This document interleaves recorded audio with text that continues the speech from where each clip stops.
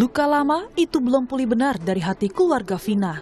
Air mata sang ibunda kembali tumpah saat harus mengingat kembali peristiwa tragis yang dialami sang putri.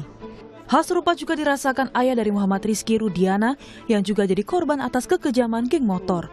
Bahkan ayah Eki yang merupakan anggota polisi juga tak tinggal diam untuk mengungkap kasus pembunuhan sang putra. Bagi keluarga, waktu 8 tahun itu belum cukup untuk menutup luka atas kepergian Vina dan Eki. Apalagi 3 pelaku pembunuhan masih menghirup udara bebas.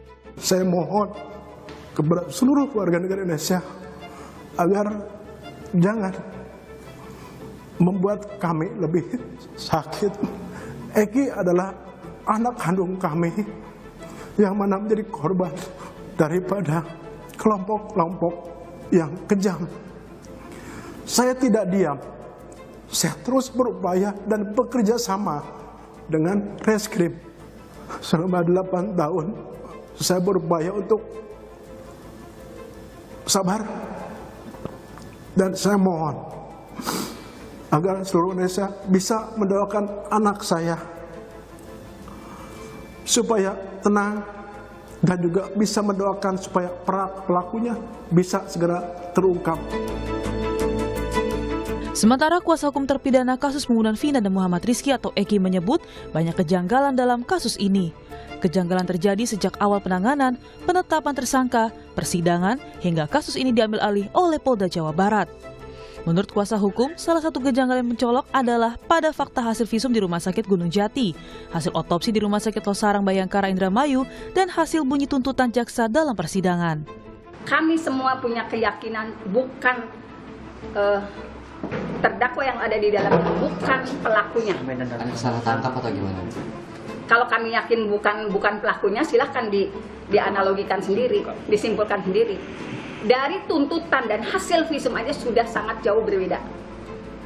Faktanya dalam tuntutan korban meninggal karena tusukan di dada, di dan perut. Tetapi dari hasil visum maupun otopsi tidak ada luka akibat tusukan benda tajam. Fakta kedua, pakaian yang dikenakan korban yang dijembreng di persidangan itu masih utuh ya Pak. Tidak ada bekas bolong tusukan samurai yang disebut di dalam tuntutan samurai pendek dan samurai panjang. Sementara itu, Kompolnas mendorong Polda Jawa Barat untuk segera menangkap 3 orang yang telah ditetapkan sebagai buron sejak 8 tahun lalu dalam kasus pembunuhan Vina dan Eki. Kompolnas juga meminta Polri segera merespon terkait penyampaian kuasa hukum terpidana soal adanya dugaan penanganan polisi yang tidak sesuai prosedur. Menurut Kompolnas, hal ini perlu dilakukan agar penanganan kasus pembunuhan Vina bisa transparan. Mendorong Polda agar segera sungguh-sungguh sesuai dengan prosedur dan SOP untuk bisa menemukan dan menangkap, agar ketidakpastian ada hal-hal yang selama ini terkesan seolah-olah ditutup-tutupi agar segera bisa dituntaskan. Apa yang dimaksud kuasa hukum terpidana pada saat ini seolah-olah ada yang unprosedural, tentu ini kita dorong Polda sepatutnya bisa merespon apabila ada hal-hal yang dianggap unprosedural. Polda Jawa Barat telah merilis 3 pelaku pembunuhan Vina dan Eki. Ketiganya yaitu Andi, Dani, dan Peggy alias Perong. Meski belum diketahui identitas ketiganya, asli atau bukan, Polda Jabar juga menggambarkan ciri-ciri ketiga DPO. Tim Liputan, Kompas TV.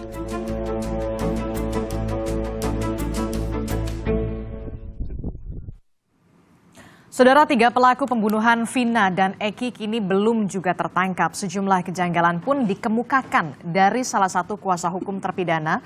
Di antaranya adalah hasil visum hingga tuntutan jaksa di persidangan yang digelar secara tertutup. Lalu bagaimana kasus ini sebenarnya bergulir? Apakah benar ada kesalahan prosedur yang dilakukan oleh polisi? Dan apa sebenarnya penyebab Vina dan Eki ini meninggal? Kita akan bahas dengan sejumlah narasumber yang sudah hadir di studio. Sudah ada anggota Kompolnas, ada Pak Yusuf Warshim, dan juga ada psikolog forensik Bung Reza Indragiri Amril. Selamat pagi, Assalamualaikum Bapak-Bapak. Waalaikumsalam warahmatullahi wabarakatuh. Ya, dan juga nanti kita terhubung dengan sambungan Zoom melalui sambungan Zoom kuasa hukum terpidana, salah satu terpidana ini ada Bu Titin Priyalanti, dan kami juga terus mencoba sebenarnya menghubungi dari pihak kuasa hukum korban, yakni dari kuasa hukum korban Vina, namun sampai saat ini belum bersedia. Selamat pagi, Assalamualaikum Bu Titin. Assalamualaikum, selamat pagi Mbak. Ya, di sini ada Bung Reza, kemudian juga ada Pak Yusuf Warsim juga ya, Bu Titin ya. Ya. Ya, saya ke. Selamat pagi Pak Reza, selamat pagi Pak Yusuf. Ya. Assalamualaikum warahmatullahi wabarakatuh. Ya, saya langsung ke Bu Titin. Bu Titin, ini kan kalau tadi di paket sebelumnya Anda mengatakan memang ada ketidaksesuaian antara di persidangan kemudian hasil visum. Mengapa Anda sebut demikian, Bu Titin? Disebut demikian karena saya hanya bicara fakta persidangan, Mbak. Di persidangan itu tuntutan jaksa itu meninggalnya korban karena tusukan tusukan samurai pendek di perut. Sedangkan dalam hasil visum tidak ditemukan tusukan benda tajam. Begitu juga hasil otopsi meninggalnya itu karena patah tulang tengkorak belakang. Jadi dari tuntutan hasil visum aja sudah berbeda jauh, Mbak. Jadi ada ketidaksesuaian antara hasil visum dan juga tuntutan jaksa menurut Anda, Bu Titin? Ya, bunyi kematiannya sangat beda jauh. Termasuk juga dalam proses persidangan, apa yang menurut Anda yang janggal dalam hal ini? Dalam proses persidangan terungkap keterangan saksi Liga Akbar alias Awad yang merupakan teman dekat Eki dan malam itu sedang bersama Eki sampai pukul 21.15. 21.15 masih bersama Eki. Anggota Polsek Talun menemukan menemukan 2 orang korban di depan di flyover itu pada pukul 20 mendapat informasi. Kalau durasi waktunya 21.15 kemudian ditemukan pukul 22 berarti hanya 45 menit. Sedangkan kronologis dalam tuntutan jaksa korban saat itu sedang melintas di Jalan Perjuangan. Kemudian diteriaki oleh terdakwa yang sedang kumpul di warung Budining, woi woi woi, kemudian dikejar ke flyover Talun, di situ dipukuli, dianiaya, setelah itu dibawa lagi ke depan SMP 11 di belakang showroom, kemudian di belakang showroom ada kebun, dipukuli lagi, ditusuk di bagian perut, di bagian dada, kemudian diperkosa. Korban beramai-ramai, setelah itu dibawa lagi ke Polsek Talun, dianggap seolah-olah terjadi kecelakaan. Jarak di flyover Talun kemudian dianggap sebagai kecelakaan. Jarak antara SMP 11 lokasi yang versi jaksa itu di kebun belakang showroom dengan flyover di dekat Polsek Talun itu sekitar 1 kilo, Mbak, 1 kilo ini. Dengan kondisi jalan yang ramai. Kemudian dari 45 menit dilakukan oleh 11 orang, kalau sekarang disebutkan DPO, apakah mungkin waktunya dengan tindakan seperti itu?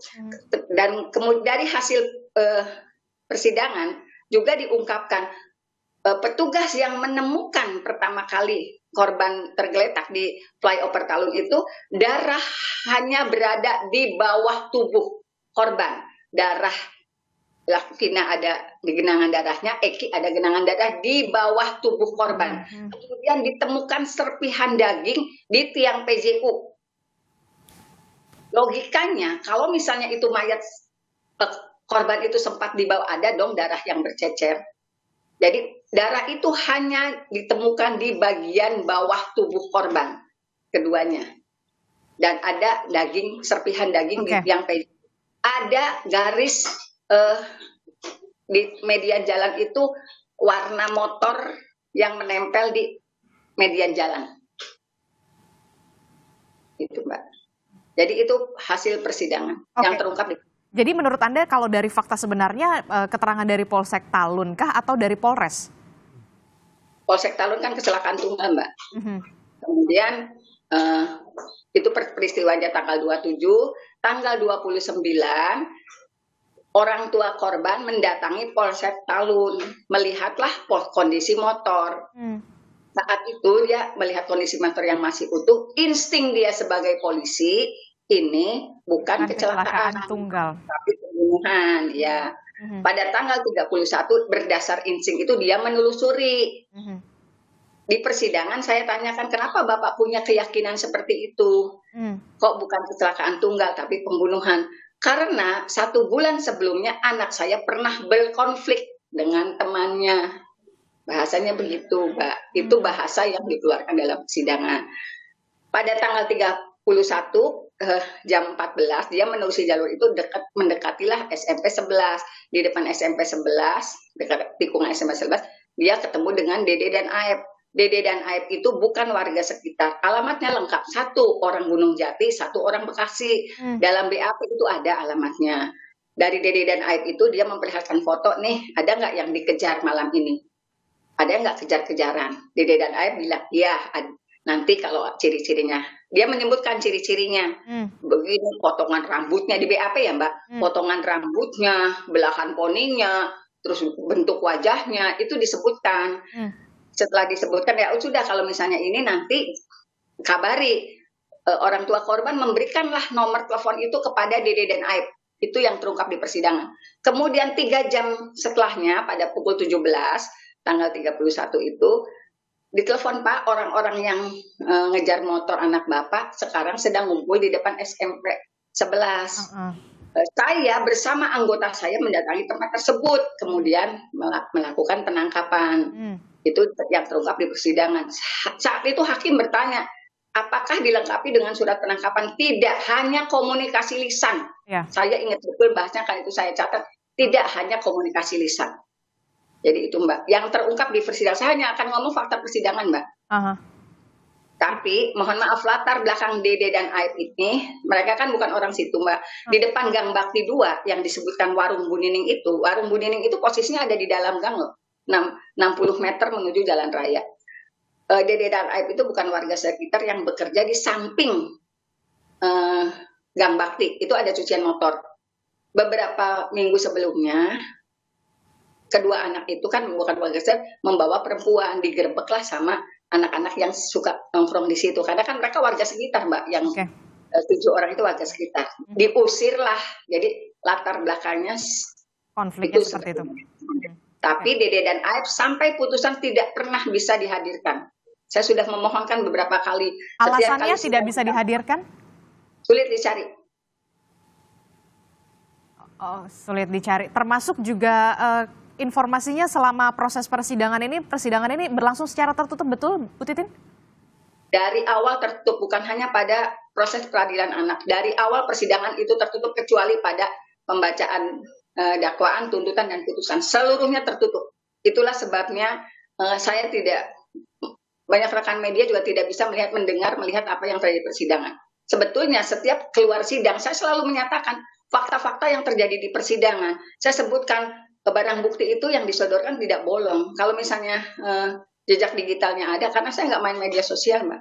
Jejak digitalnya ada, teman-teman pasti bisa ngecek. Wajah para pelaku yang babak belur itu 2017 sudah beredar Mbak.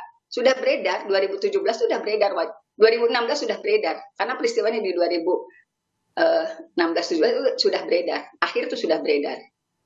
Tapi saya orang kampung, orang Cirebon, orang desa gitu, yang tentu saja sehebat apapun saya mengkomunikasikan ini, termasuk ke media. Media lokal tuh sepertinya tidak didengar waktu itu gitu. Karena saya betul-betul ini salah tangkap, itu bahasa salah tangkap. Sudah saya komunikasikan sejak 2017. Saya masih punya file-filenya. Gitu, termasuk saya melakukan upaya kelaporan ke Komnas HAM, ke Propam Polda Jabar, semua filenya ada Mbak. Tanggal berapa saya datang ke sana. Ke Komisi Yudisial, saya lakukan itu. Pak Yusuf, bagaimana ini soal penyelidikan dan juga penyidikan kasus ini? Kan kita menjadi atensi kembali ya setelah 8 tahun begitu dari keterangan Bu Titin, begitu proses persidangan dilakukan secara tertutup, bahkan saksi tidak dihadirkan. Alasan penyebab kematian juga ada perbedaan begitu di antara hasil visum dan juga tuntutan jaksa. Apa yang bisa Anda kemukakan soal ini? Terima kasih. Apabila berdasarkan belum tertangkapnya pelaku lain atau tersangka, sebenarnya kan kasusnya belum selesai. Meskipun kita sendiri tentu harus berpatokan kepada putusan pengadilan yang telah berkekuatan tetap sepanjang itu tidak ada lagi putusan lain. Nah, putusan berkekuatan tetap ini kan sudah memvonis 8 pelaku terbukti bersalah, yang satu usia anak divonis 8 tahun, yang lainnya 7 pelaku itu divonis seumur hidup. Nah, ini harus kita pedomani dulu. Kan ini sistem peradilan pidana. Hasil pekerjaan penyidikan polisi itu dijadikan dakwaan oleh jaksa penuntut umum.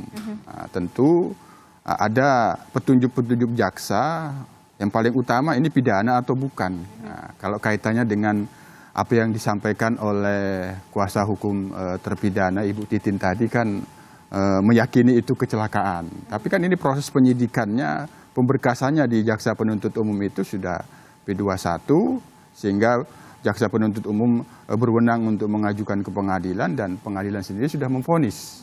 Dan itu sudah berjenjang. Ada pengadilan negeri Cirebon, ada pengadilan tinggi, ada kasasi di Mahkamah Agung, dan itu menguatkan putusan pengadilan negeri bahwa 8 terpidana ini sudah bersalah gitu. Artinya ini harus kita pedomani dulu. Itu. Kasusnya belum selesai, iya. Karena masih ada tersangka, 3 tersangka yang belum tertangkap. Nah, kami sudah meminta klarifikasi ke Polda Jabar, tentu hasilnya kan harus komprehensif, nanti kita lihat. Nah, apapun terkait dengan penyidikan, ini sudah selesai. Yang terhadap 8 pelaku, yang 3-nya masih dalam daftar pencarian orang. Ini harus dituntaskan.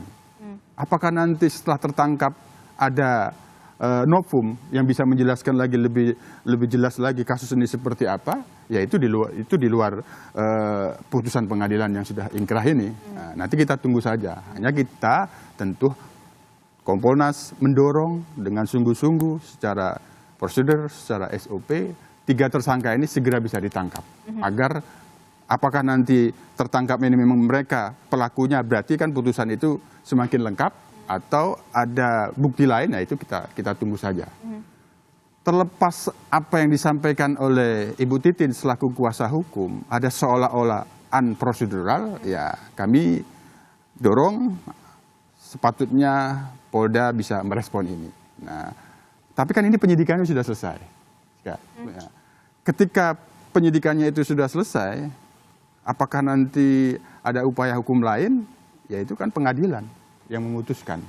Misalnya, apakah Ibu Titin beserta tim kuasa hukum lain mengajukan upaya hukum PK misalnya seperti itu bisa saja dilakukan. Tapi terkait dengan penyidikan, kami sendiri nanti akan bertanya kepada Polda Jabar, SOP pada saat kasus itu ditangani pertama sekali di Polresta Cirebon itu, sehingga apa yang disampaikan oleh Ibu Titin ada seolah-olah kecelakaan yang dimaksud oleh Polsek, nanti kita lihat.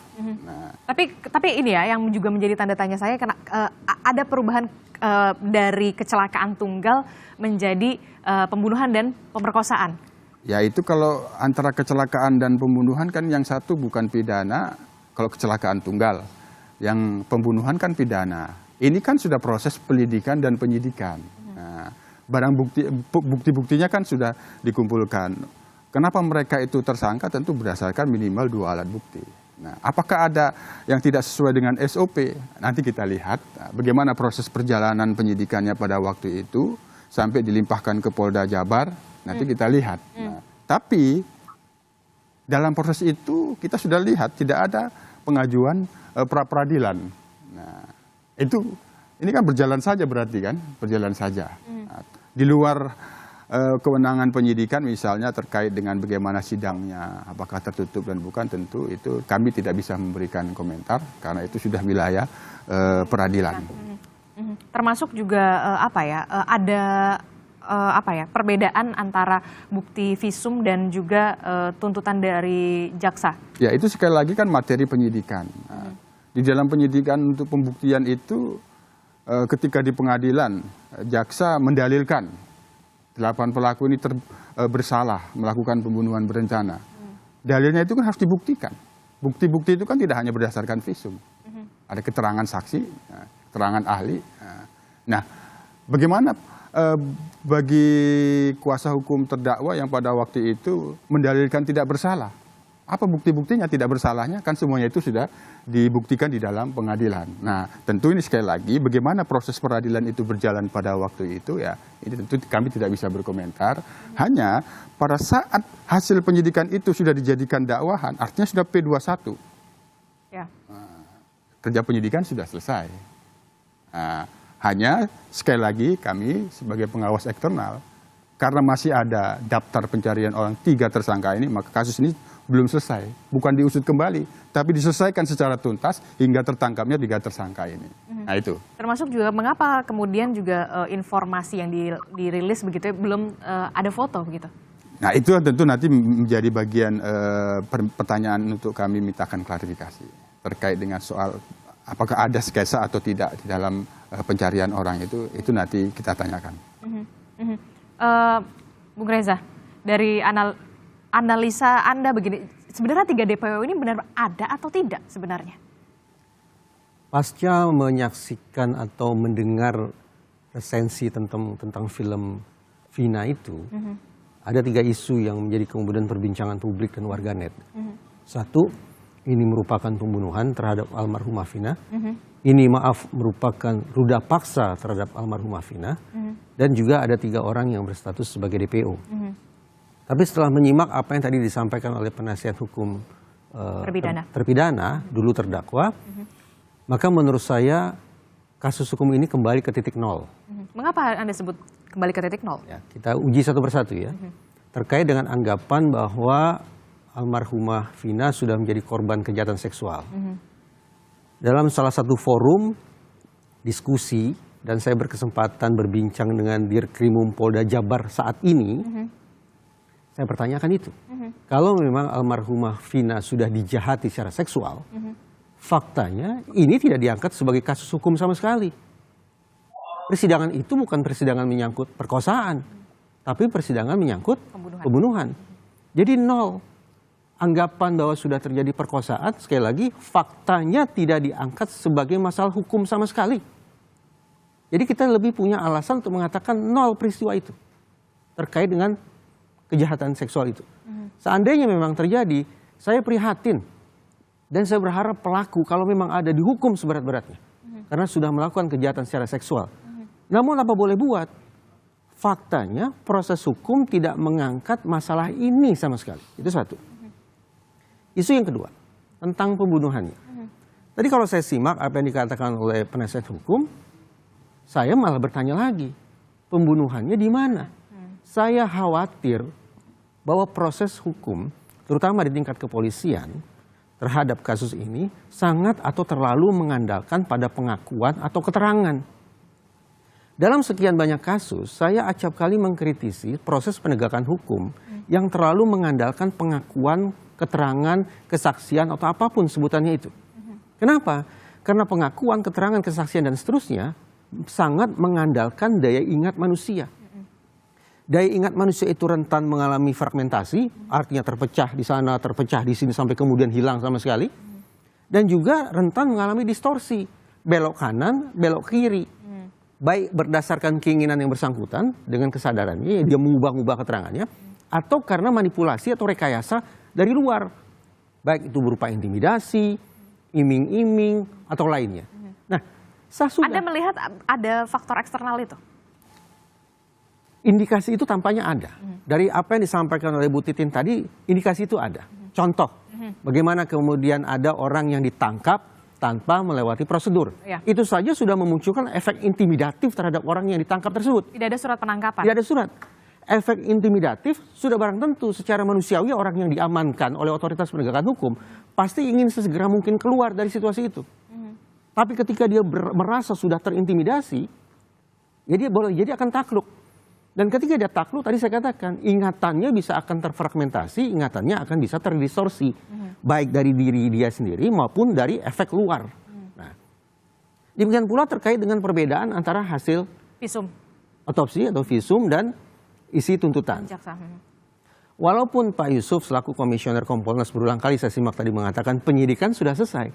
Justru saya punya ekspektasi Dengan adanya informasi semacam ini, sepatutnya otoritas terkait, entah itu Propam Mabes Polri, entah itu Kompolnas, usut kembali ke titik hulu tentang proses penyelidikan dan penyidikannya. Jadi betapapun ini sudah dinyatakan P21 oleh kejaksaan, tapi inilah kesempatan untuk melakukan pengusutan kembali sejak awal. Kenapa saya katakan demikian? Tapi bisa nggak? Kan udah 8 tahun gitu. Maksudnya sudah banyak fakta. Ada PK, ada peninjauan kembali. Sebuah langkah luar biasa memang. Dan butuh kebesaran hati dari semua pihak untuk mengakui seandainya ada hal yang harus dikoreksi. Oke. Kalau tidak, ini miscarriage of justice. Alias sebuah proses penegakan hukum yang sesat. Yang akan bisa menyapu bersih seluruh otoritas penegakan hukum. Mulai dari kepolisian, kejaksaan, sampai Mahkamah Agung. Saya berharap tidak se-ekstrim itu. Tetapi dengan menyimak apa yang dikemukakan oleh penasihat hukum, dan ini sudah memunculkan tudingan-tudingan kesana kemari, kabar-kabar burung yang tidak jelas, maka sudah barang tentu seluruh otoritas penegakan hukum harus mau membuka kembali apa yang sudah mereka kerjakan. Untuk kepentingan keadilan itu kembali. Mau tidak mau, karena memang sudah menjadi terlalu perhatian publik. banyak. Karena kalau tidak, sekali lagi akan terkesan sebagai miscarriage of justice pada setiap tahap pidananya. Anda melihat ada apa ya? Ya tadi Anda sebutkan itu, termasuk juga ada kesan menutupi. Kalau misalkan tadi Anda mengatakan kasus pemerkosaan itu tidak kembali menjadi apa ya, diangkat begitu. Tapi kenapa kemudian berbanding terbalik dengan proses persidangan yang dilakukan secara tertutup? Hari ini kita berterima kasih sudah ada representasi negara yaitu Kompolnas yang berbicara tentang kasus ini. Karena tadi saya gunakan kosakata miscarriage of justice. Bukan police misconduct. Kalau police misconduct jelas ini urusan beliau. Tapi karena saya berbicara tentang miscarriage of justice, berarti seluruh mata rantai penegakan hukum, maka sudah barang tentu Kompas TV perlu menghadirkan representasi dari kejaksaan atau komisi kejaksaan dan representasi dari Mahkamah Agung atau komisi yudisial untuk juga memberikan tanggapan mereka terhadap kasus yang sudah berkobar-kobar sedemikian rupa dan tampaknya memunculkan tanda tanya atau bahkan tanda silang di sana-sini. Nah, sudah seluruh otoritas penegakan hukum dalam sistem peradilan pidana kita harus ikut cawe-cawe dalam kasus ini. Termasuk juga seharusnya Komisi Kejaksaan juga memberikan keterangan soal kasus ini juga. Tadi saya katakan begitu kan. Seluruh baik itu komisi kepolisian nasional, komisi kejaksaan, komisi yudisial perlu disimak apa tanggapan mereka tentang pemberitaan atau bahkan kesan miscarriage of justice sedemikian rupa. Kompolnas bagaimana melihat kalau misalkan dikatakan disebutkan oleh Bung Reza mengatakan ada miscarriage of justice di situ? Kesannya. Respon Anda? Kompolnas kan sebagai pengawas ya, jadi dalam pantauan dan penilaian kita belum arah ke sana. Ini yang pasti kami kembali kepada. Kenapa belum arah ke sana? Posisi kasusnya ini dulu. Kita tetap harus berpedoman kepada putusan pengadilan yang telah berkekuatan tetap itu dulu. Kecuali nanti ada kecuali ada upaya hukum lain yang bisa mengoreksi putusan itu. Kalau upaya hukum kan berarti ada novum. Di polisi juga ada dikenal novum. Misalnya kasus sudah di SP3 bisa dibuka kembali apabila novum. Tapi ini sekali lagi prosesnya sudah di pengadilan. Terlepas dari ada SOP yang tidak sesuai, biar kita nanti kan sudah mintakan klarifikasi ini. Karena kan pada waktu itu dalam proses berjalannya ada pengaduan ke Propam. Bagaimana tindak lanjut pengaduan di Propam itu? Nanti kita lihat, kalau memang sudah ada hasil tindak lanjut Propam itu, apakah hasil pemeriksaan Propam itu ada terkait dengan materi penyidikan yang berjalan atau tidak? Kalau tidak terkait ya berarti pembuktian di dalam proses penyidikannya berjalan biasa-biasa saja. Sekali lagi kan ini kan kasus pidana. Di dalam pidana itu kan kebenaran material yang akan dicari. Nah, proses itu tidak hanya selesai pada penyidikan. Apabila ada penyidikan yang belum lengkap, unsur-unsurnya belum jelas untuk menentukan bahwa ini unsurnya bisa dibuktikan atau tidak, ada koordinasi saat berkas itu dilimpahkan ke jaksa penuntut. Saya boleh bertanya ke Pak Yusuf. Pak Yusuf, sepanjang yang Kompolnas ketahui, apakah laporan ke Propam itu sudah diproses? Iya. Itulah yang kami kan sebagai pengawas tentu ada prosedurnya. Ya. Itu sudah kita mintakan klarifikasi. Sementara ini itu kita masih menunggu. Bagaimana berarti belum ada penjelasan dari belum. Kita masih menunggu secara resmi. Sementara ini yang bisa kita kumpulkan data yang berkembang baik dari seandainya hukum. Seandainya ternyata Propam sudah bekerja atau akan bekerja dan hasil kerja mereka menyimpulkan tidak ada yang keliru pada aspek penyidikan dan penyelidikan, apa posisi Kompolnas? Ya, terkait dengan pengaduan ke Propam itu kan pasti dua. Apakah itu indisipliner atau pelanggaran kode etik profesi. Nah, sepanjang itu tidak terkait dengan materi penyidikan, katakanlah ada dugaan bersalah, tidak disiplin, melanggar kode etik. Tapi bagaimana pembuktian pidananya, apakah dipengaruhi itu tidak, belum tentu. Belum tentu. Proses itu bisa berjalan. Bisa saja diganti penyidiknya, lanjutkan ke penyidik yang baru. Ini yang kita lihat nanti. Bisa saja seperti itu. Kalau memang ada penyidik yang di awal itu tidak sesuai dengan prosedur, diganti. Itu dugaan kita ya. Diganti dengan penyidik baru, berlanjut terus kan dia penyidikannya, tidak terhenti. Itu kan bisa terjadi. Inilah yang kita akan dapatkan klarifikasinya seperti apa pada waktu itu tindak lanjut terkait dengan pengaduan di Propam Polda. Tapi seluruh penyidik yang menangani kasus ini sudah dimintai keterangan oleh Propam? Itu yang kita akan mintakan dulu klarifikasinya. Karena memang sudah 8 tahun begitu ya, iya. Bung Reza. Seperti apa ya mengurai benang yang sudah kusut, apalagi memang sudah Ya itu gitu? makanya menurut kami ini kasus belum selesai karena masih ada 3 tersangka yang buron. Ini dulu dituntaskan, ditangkap. Bisa jadi ada novum yang tidak terkait dengan pembunuhan berencana. Misal, bagaimana terkait dengan dugaan pemerkosaan. Ruda paksa itu seperti apa? Kan kita tidak tahu. Apakah pelaku yang 3 ini yang pelakunya? Maka ini harus segera ditangkap. Agar tuntas dan seolah-olah tidak ada yang ditutupi, itu bisa clear. Itu kalau menurut kami. Bung Reza? Menyimak tadi yang dikatakan penasihat hukum, mereka kan beranggapan bahwa 8 orang yang sudah berstatus sebagai terpidana ini adalah salah tangkap. Gitu kan, ya. Ada indikasi sudah terjadi perlakuan yang abusif juga terhadap sekian banyak orang yang diperiksa di kepolisian. Tadi Ibu Titin katakan ada foto yang tersebar bagaimana tersangka babak belur, lebam-lebam parah sedemikian rupa, itu sekali lagi mengindikasikan ada perlakuan abusif terhadap mereka. Apa yang ingin saya katakan? Apabila memang pihak kepolisian ingin mencari 3 atau 4 orang yang berstatus sebagai DPO itu silakan. Tetapi jangan sampai kemudian. Karena desakan sedemikian dahsyat, maka seolah-olah haruslah dicari bagaimana caranya agar ditemukan 3 atau 4 orang, betapapun dengan cara-cara yang tidak profesional. Karena kalau itu berulang, maka saya khawatir akan ada 3 sampai 4 orang berikutnya yang dikhawatirkan juga akan mendapat perlakuan yang abusif. Kalau itu terjadi, maka semakin jauh kita dari justice. Semakin jauh kita, tidak usah bicara justice atau keadilan. Bicara tentang kepastian pun, sekarang kita serba mengambang. Jadi, apalagi kalau kemudian kita bicara tentang kepastian, keadilan, dan bagaimana kemudian proses hukum bisa berlangsung secara sederhana, ini sudah menunjukkan tidak sederhana. Akibat titik hulu yang menurut saya tidak sempurna, proses penegakan hukum yang semestinya berlangsung secara cepat, murah, dan sederhana, jauh panggang dari api. Dimungkinkan nggak polisi kemudian membenahi ini semua mulai dari kepolisian kemudian kejaksaan, mungkin nggak setelah 8 tahun? Jangan dijawab dulu, tetaplah bersama kami di Sapa Indonesia Pagi, usai jeda kita kembali.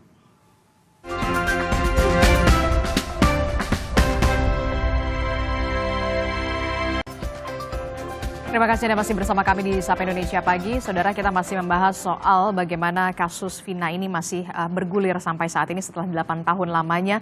Memang sudah ada beberapa pelaku yang sudah memang divonis oleh pengadilan menjadi terpidana, tapi kemudian Polda Jawa Barat kemudian merilis ada beberapa orang lagi pelaku lainnya yang masuk dalam daftar pencarian orang atau DPO. Saya masih membahasnya bersama dengan Bung Reza, kemudian juga ada dari Kompolnas Pak Yusuf. Saya ke Bung Reza. Bung Reza, ini kan kalau tadi Anda melihat ini ada miscarriage of justice. Terkesan.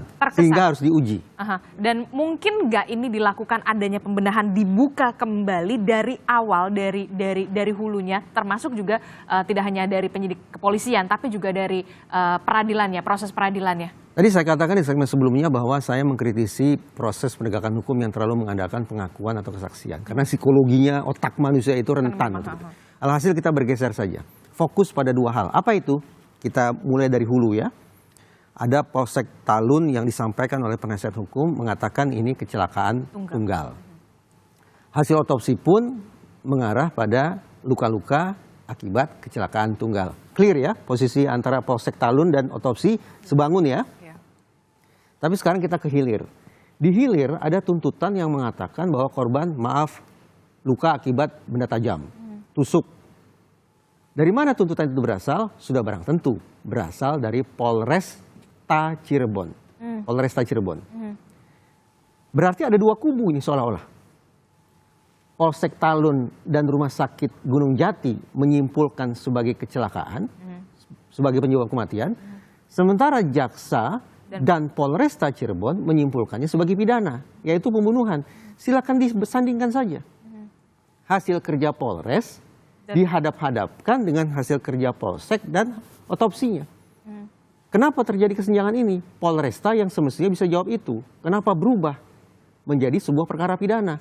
Karena kalau tidak bisa dipertanggungjawabkan, proses perubahan menjadi pidana ini, anggapan bahwa terjadi kriminalisasi masuk akal. Dan kalau sudah kriminalisasi, ujung pertanyaan ada dua.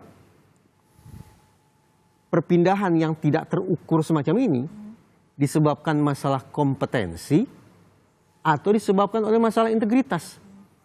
Kalau ternyata disimpulkan, oh ini akar masalahnya ada pada kompetensi penyidik, pengetahuan mereka, keterampilan kerja mereka tidak memadai, sehingga bias ke sana kemari, ya sudah kirim mereka ke sekolah supaya mereka pertajam pengetahuan dan keterampilan kerja mereka. Tapi kalau problemnya pada integritas, maka menurut saya mekanisme sanksi yang harus ditegakkan. Propam tadi. Iya, karena sudah membuat 8 orang terkesan sudah menjadi bahan bulan-bulanan seperti kata penasihat hukum tadi, sehingga mungkin mereka mengeluarkan pengakuan-pengakuan yang tidak benar. Integritas bagi saya masalah yang lebih serius ketimbang masalah kompetensi. Karena itu saya berharap kasus ini dibuka kembali, tidak hanya terkait dengan kerja penyelidikan dan penyidikannya, tapi juga terkait dengan mengukur seberapa jauh kesanggupan penyidik Polresta Cirebon pada saat itu untuk melakukan pengusutan kasus ini dengan cara-cara yang betul-betul profesional dan berintegritas. Itu yang kemudian menjadi apa ya, bisa dikatakan desakan ya, atau apa ya, dorongan publik. Ya. Karena juga yang kita juga harus perhatikan adalah bagaimana keluarga korban yang tentu saja pastinya menunggu jawaban gitu, keadilan yang memang sampai saat ini belum terjawab sepenuhnya, begitu ya. Tambah lagi ada satu ya, walaupun tidak menjadi persoalan hukum, tidak menjadi sebuah kasus hukum, tetapi kan ada sekian banyak orang yang kadung di publik dianggap sebagai pelaku ruda paksa, pelaku kejahatan seksual. Nah itu juga harus diuji, benarkah mereka sudah melakukan itu? Dari mana kata perkosaan itu muncul awalnya? Oke, Bu Titin masih mendengar suara Adisti di studio, Bu Titin? Bu Titin sepertinya masih di mute. Masih. Ya. Oke, Bu Titin. Masih mendengar. Sebentar Mbak, ini kan saya tadinya posisi di dalam rumah. Saka kan lagi tidur di rumah Mbak, tiba-tiba didatengin banyak orang, jadi saya lari keluar karena Saka lagi ada di luar. Oke. Ada Saka di sini Mbak, saya ngejar Saka karena ternyata dia keluar rumah saya di kamar saya, tadinya di dalam. Oke, baik Bu Titin, setelah kasus ini kemudian kembali mencuat, tentu publik juga apa ya? Titin, nak. Sebentar, sini nak. Oke, kita lanjutkan kembali, Bung Reza. Ini Saka Mbak. Halo Mbak. Ya. Ini Saka gangnya.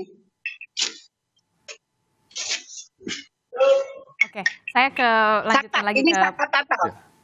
Ini Saka. Saka ini sebagai Ini yang anak. terpidana yang sudah bebas ya?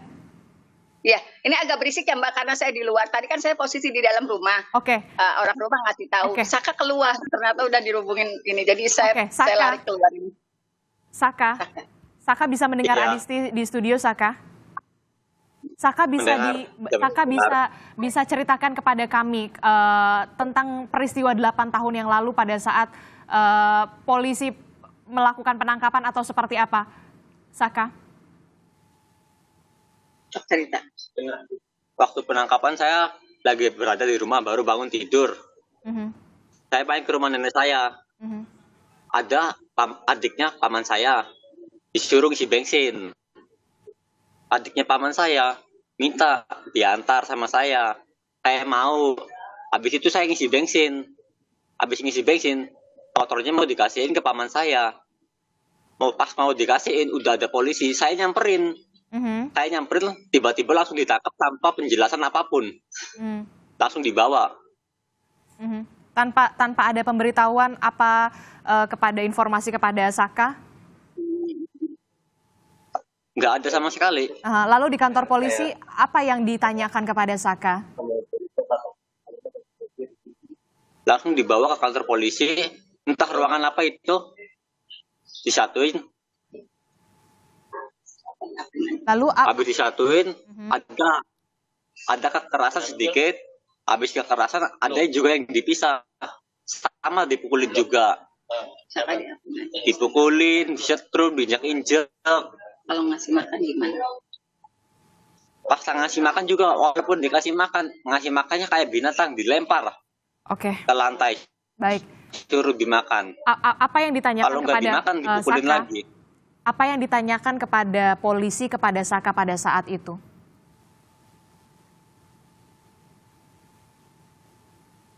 Nanyanya apa? Saka masih ingat? Hanya juga saya nggak tahu. Masalahnya juga nggak tahu. Oke. Tapi apa yang ditanyakan oleh polisi? Mbak, udah dulu ya Mbak, pada tangannya Saka? gemeteran Mbak. Bagaimana Ibu? Kalau informasinya dia nggak secara spesifik apa yang dikemukakan, karena dia 15 tahun Mbak, dia juga nggak paham apa sebetulnya yang ditanyakan polisi. Tiba-tiba apa? Ini sudah ada yang mengakui, bahasanya sebenarnya kamu semua terlibat. Jadi hanya hasil akhirnya aja yang dia tahu Mbak. Oke. Karena ada satu Sudirman itu secara mental dia paling lemah, tetapi sekarang juga keluarga Sudirman dan keluarga Saka semuanya tidur di rumah saya Mbak. Oke, tapi dalam keadaan aman ya memberikan keterangan ini ya Saka ya, dalam kondisi aman ya Ibu ya kepada Kompas TV. Ya, nah dan di rumah saya juga. Jadi peristiwanya kalau saya boleh uraikan begini Pak, Mbak, saya tuh sedang didatangi teman-teman dari media pagi-pagi. Saya nggak ada janji sama sekali, nggak ada. Tiba-tiba orang tua Sudirman dan adiknya datang. Nah, saya kan kaget, saya juga. Nah, ternyata mereka nyari saya dari semalam. Oke. Terus disampaikan lah, Bapak kenapa kesini? Disampaikan alasannya. Saya nggak mau saya yang ngomong, itu semua media tahu semua apa yang disampaikan oleh keluarga Sudirman. Nah, akhirnya karena begitu saya jemput Mbak, tapi dijemput juga ternyata di sana udah banyak orang di rumah depan keluarga Sudirman. Oke. Dan saya jemput semua. Malamnya pamannya Saka yang nelpon. Ya sudah antrin aja deh ke rumah, karena saya juga kan nggak bisa mengcover semuanya. Jadi sekarang semuanya ada di rumah saya. Tapi apa yang terjadi saya nggak mau ngomong Mbak, karena saya juga nggak dengar langsung dari orang yang mengkomunikasikan. Oke. Saya hanya dengar dari para keluarga, dan itu kan saya khawatirnya salah penafsiran atau mereka sendiri yang memiliki kekhawatiran itu. Oke, baik. Silahkan. Jadi terkait dengan pembuktian dalam sebuah gelar perkara yang sering kita pantau di dalam penanganan kasus yang dikeluhkan masyarakat itu, tentu dalam gelar perkara itu pasti akan mengarahkan kamu sebagai penyidik tidak hanya berdasarkan pengakuan, karena kan di KUHP sendiri, di KUHP sendiri kan keterangan tersangka itu kan paling terakhir. Jadi tidak bertakuan itu pembuktiannya tentu itu tidak seperti itu di dalam pembuktian dari keterangan kasus. Saka tadi apa yang Anda bisa? Nah, kalau itu tentu memang sepatutnya dilaporkan. Tapi kan sebagaimana informasi yang kita sudah terima dari Ibu Titin juga pernah diadukan ke Propam. Nah, itu nanti kita akan lihat penanganan tindak lanjut pengaduan ini ada atau tidak. Dugaan saya sementara, kalaupun ada pelanggaran disiplin atau pelanggaran kode etik terhadap personil, katakanlah yang melakukan penangkapan atau penyidik yang melakukan sidik tidak sesuai dengan SOP dan prosedur, ya itu bisa diberi sanksi, apakah diganti, kan bisa tetap berlanjut. Pidananya tidak selesai gara-gara ada proses di Propam, dia tetap berlanjut. Nah, itu kan terbukti. Nah, yang kedua, terkait dengan berkas perkara itu sendiri tidak hanya ketika sudah masuk ke pengadilan, bukan hanya berdasarkan hasil penyidikan Polri semata, tapi kerja bersama jaksa penuntut umum. Pasti ketika berkas itu dilimpahkan untuk menuju P21 itu ada petunjuk-petunjuk jaksa penuntut umum yang harus dilengkapin. Jaksa penuntut umum itu tidak dengan mudah, oh sudah kami terima, oke, saya nyatakan P21, itu impossible. Oke, Bung Reza, dari ini baru keterangan Saka ya yang karena di televisi ini. Di Kompas TV saat ini dihadirkan seorang mantan terpidana yang dulu diproses sudah bebas. Ya, mantan terpidana kan yang dulu diproses sebagai tersangka bahkan terdakwa anak-anak. Maka menurut saya bukan hanya 3 komisi yang harus hadir dalam situasi ini. Tadi saya sebut 3 komisi itu adalah Komisi Kepolisian Nasional, Komisi Kejaksaan, dan Komisi Yudisial. Tapi sekarang saya berharap bahwa Komisi Perlindungan Anak Indonesia pun hadir. Nah, berbeda dengan pandangan Pak Yusuf, Kompolnas, yang meyakini betul bahwa kita harus mulai mengurainya dari 3 orang DPO itu. Ya. Betul. Saya justru menganggap itu isu sekunder. Penting, silakan saja dianggap penting. Tetapi isu primernya adalah kembali ke titik nol. Benarkah ada pembunuhan dan benarkah ada perkosaan? 2 pertanyaan inilah yang akan mendorong seluruh otoritas terkait untuk kembali membuka berkas hasil kerja mereka. Oke. Karena kalau kemudian kita berfokus titik awalnya harus pada mencari 3 orang DPO, maka praktis seolah-olah tidak ada langkah untuk mengecek ulang eksaminasi terhadap berkas atau hasil kerja itu. Padahal hasil kerja itulah yang sudah berujung pada 8 orang, Yang sudah termasuk seorang anak-anak, ditetapkan sebagai seorang pidana. Kalau ternyata mereka tidak melakukan pembunuhan, lebih-lebih tidak melakukan perkosaan, karena toh tidak menjadi proses hukum, maka negara harus berpikir bagaimana merehabilitasi mereka dan sekaligus menjernihkan posisi keadilan bagi 2 orang korban, yaitu almarhumah Vina dan almarhum Rizky. Apakah mereka benar-benar korban akibat perbuatan pidana ataukah meninggal dunia akibat kecelakaan?